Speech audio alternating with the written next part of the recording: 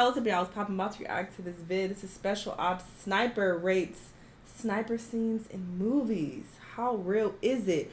I did a similar video like this where a mob boss was rating like mob scenes in movies.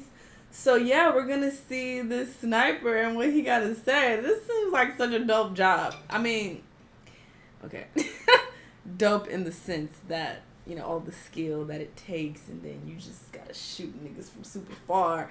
But of course, in reality, it's not the dopest because you're out here killing people.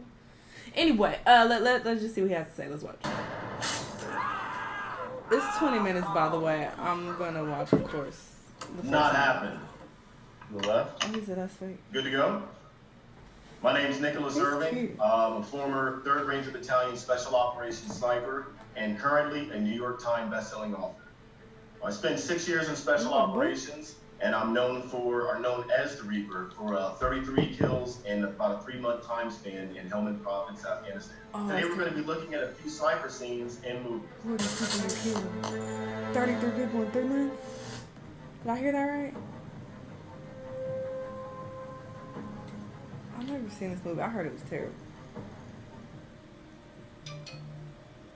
No one ever really does that. Yeah, that seems fake. That seems extra as fuck.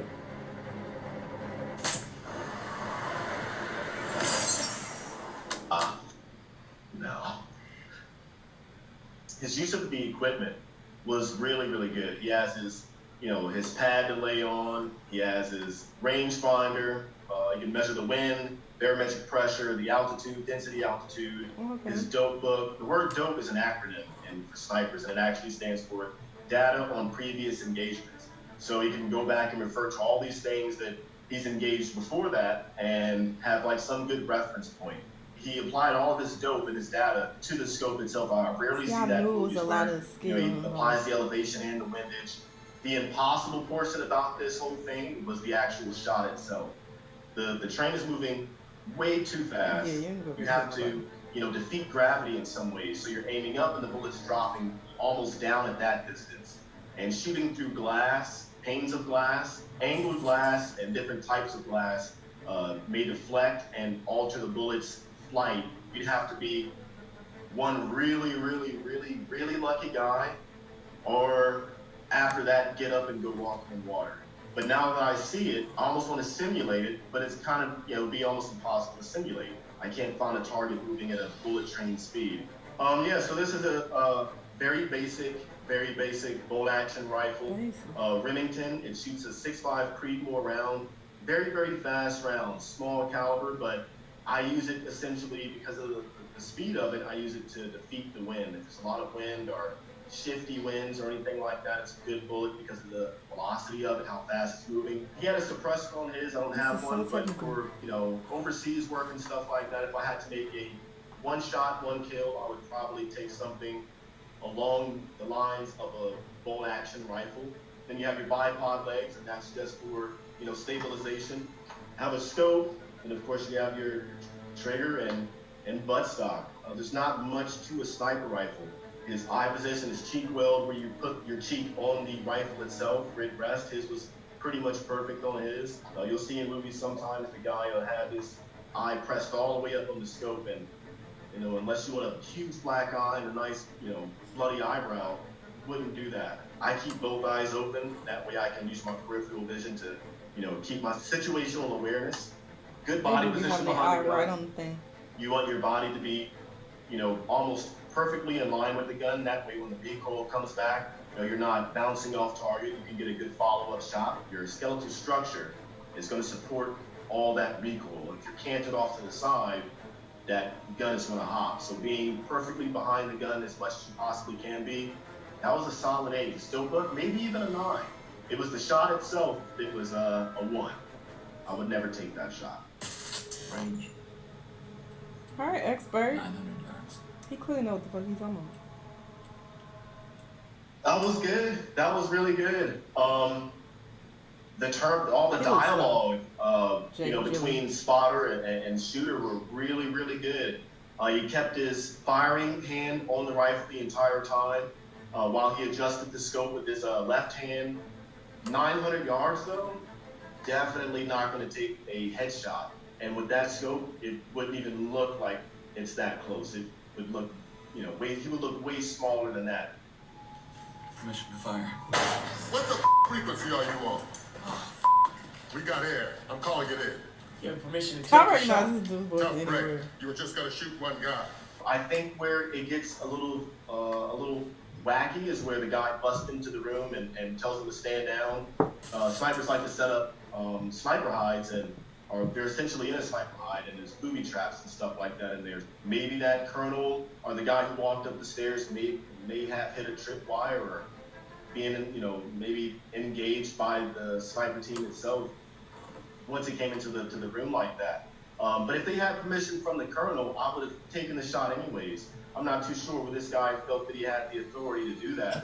I would have taken that shot. This is problem 4. God damn it, he's dead anyway! Just let him do it!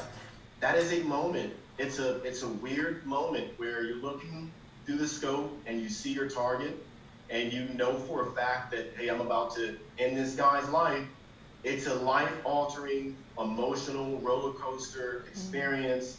I can see the emotion behind it. Scale from 1 to 10 for that one. I'm giving that one a 9.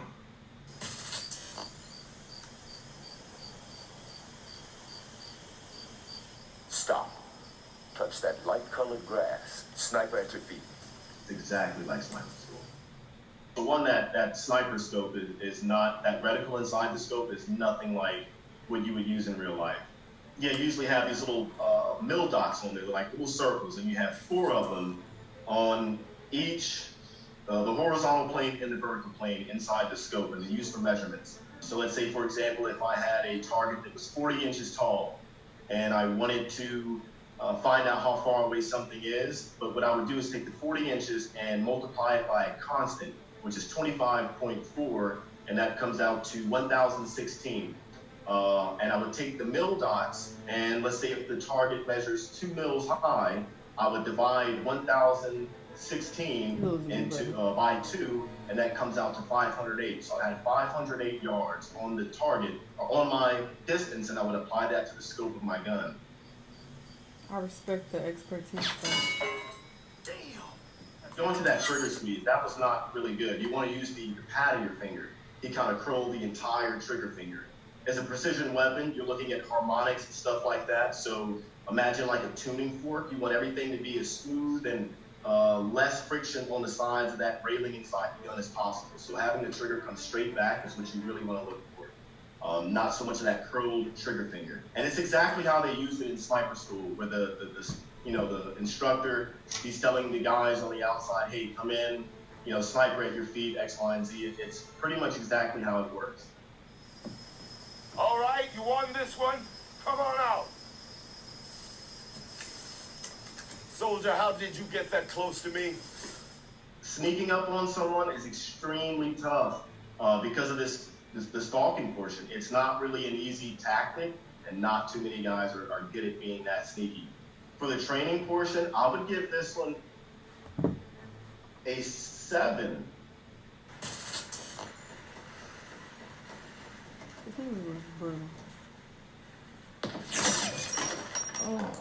It really doesn't get any better than that. I grew up with this movie, and what he does is actually just wounds the guy.